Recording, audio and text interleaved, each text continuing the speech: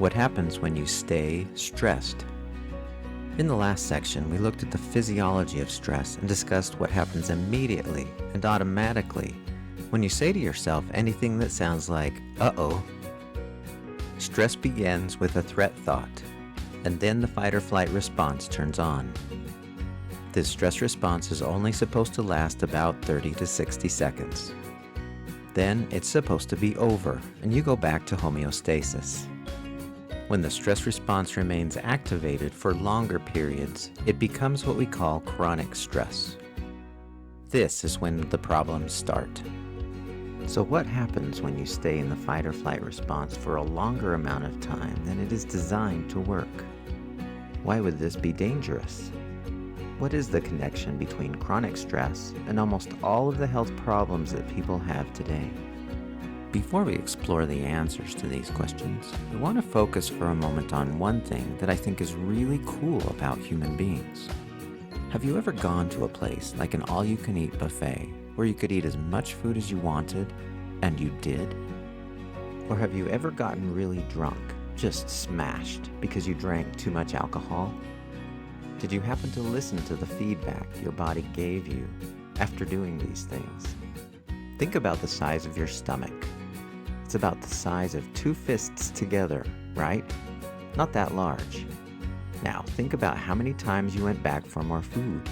3, maybe 4 servings. I mean, if it's all you can eat, you might as well eat a lot, right?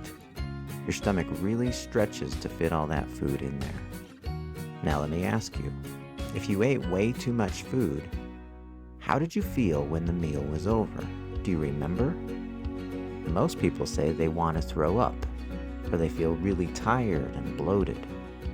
Not a good feeling. What about too much alcohol? If you've ever been quite drunk, how did you feel either later that evening or the next morning when you had a hangover?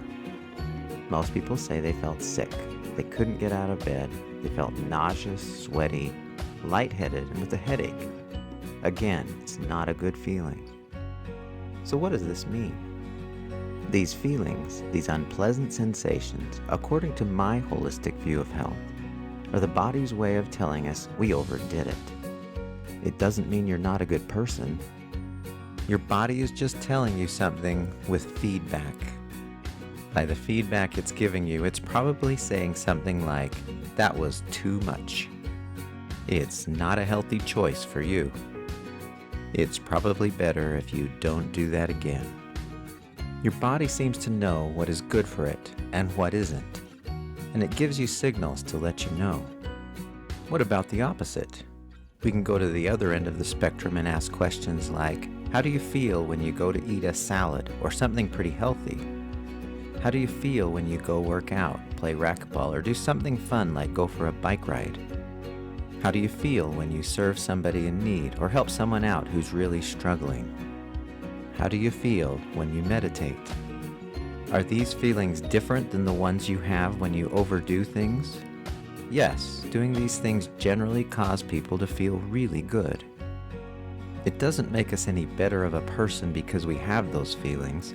It's just our body's way of telling us that's a good call. Do more of that. What's one of the primary reasons why people love to exercise every day? Sure, they're interested in staying healthy, but as much as anything, there are terrific feelings that naturally come from the exercise. You've probably felt that when you've been jogging or biking, for example. After a while, you get this huge flood of, oh man, this feels so great. Why does that happen? Your body is essentially saying, this exercise stuff is good for you, and I'm going to reward you by giving you these great feelings so that you'll want to do it more. Our body really knows what is good for our well-being. The reason why I mention this is because the body also sends us messages about our stress. Whenever we do something that activates the stress response and keeps it in a state of imbalance longer than about 30 to 60 seconds, our body will start to give us feedback, letting us know of the imbalance. The body sends us a warning instead of a reward. Under long-term or chronic stress, the body sends us different messages. This is not healthy.